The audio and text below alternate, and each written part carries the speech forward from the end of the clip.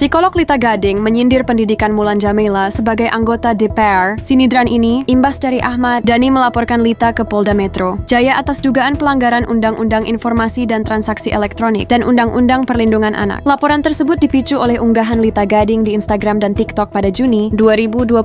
Unggahan tersebut menampilkan foto serta nama anak Ahmad Dhani dan Mulan Jameela SA dengan dalih edukasi tentang dampak stigma publik terhadap anak artis. Namun Ahmad Dhani menilai tindakan itu sebagai bentuk eksploitasi anak dan berpotensi memicu perundungan. Oleh karena itu, dia melibatkan Komisi Perlindungan Anak Indonesia sebelum akhirnya berujung laporan resmi ke pihak kepolisian. Di tengah kasus ini, Lita Gading menyoroti perjalanan politik Mulan yang pertama kali terpilih pada periode 2019 hingga 2024 sebagai anggota DPR dari Partai Gerindra mewakili Dapil Jawa Barat 11. Mulan kala itu ditempatkan di Komisi 7 yang membidangi energi, sumber daya mineral, riset, teknologi, dan lingkungan hidup. Meski latar belakangnya dikenal publik sebagai penyanyi, Mulan kembali melenggang ke Senayan dengan raihan suara signifikan hingga menjabat untuk periode 2024 hingga 2029.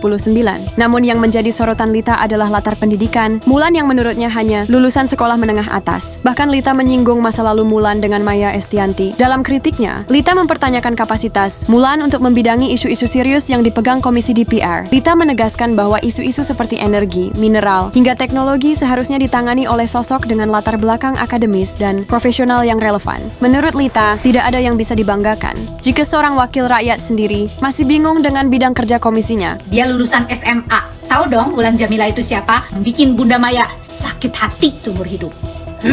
Kita bahas ya. Dia itu lulusan SMA. Lulus atau enggak saya nggak tahu ya. Tapi yang jelas guys, dia itu nggak pernah kerja.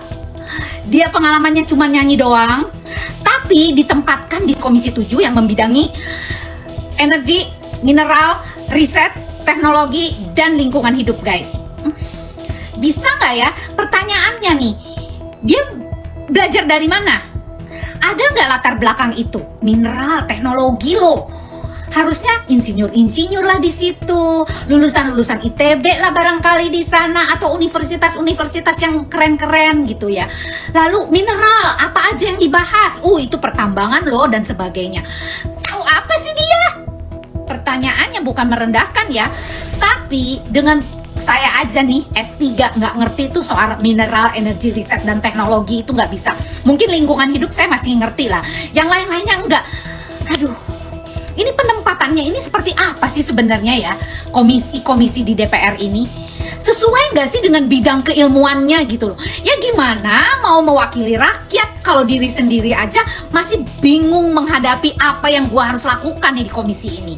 Ya barangkali modalnya cuman seperti nyanyi itu. Bener nggak sih guys? Seperti lagunya dia. Tebar pesona kesana sini. Begitu, hanya modal itu saja, nggak cukup lah. Oke, lebih baik mundur lah. Kita semua rakyat udah pinter sekarang. Udah mengerti tentang siapa saja yang layak berada di DPR, yang benar-benar bisa mewakili suara rakyat.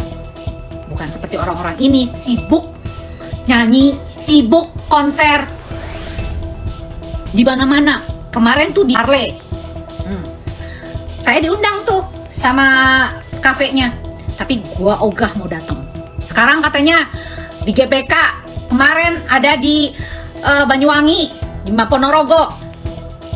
Terus apa kerja kalian untuk rakyat? Hah? Pertanyaannya apa? Memangnya dengan konser kamu pergi kemana-mana emang tidak ada persiapan apapun? Gitu. Jadi kehidupan kalian itu hanya memikirkan untuk konser, dan konser. Untuk balik modal. Atau modalnya ada yang kasih nih?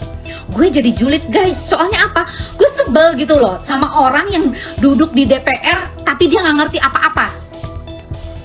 Bener nggak guys? Kalian setuju nggak dengan saya?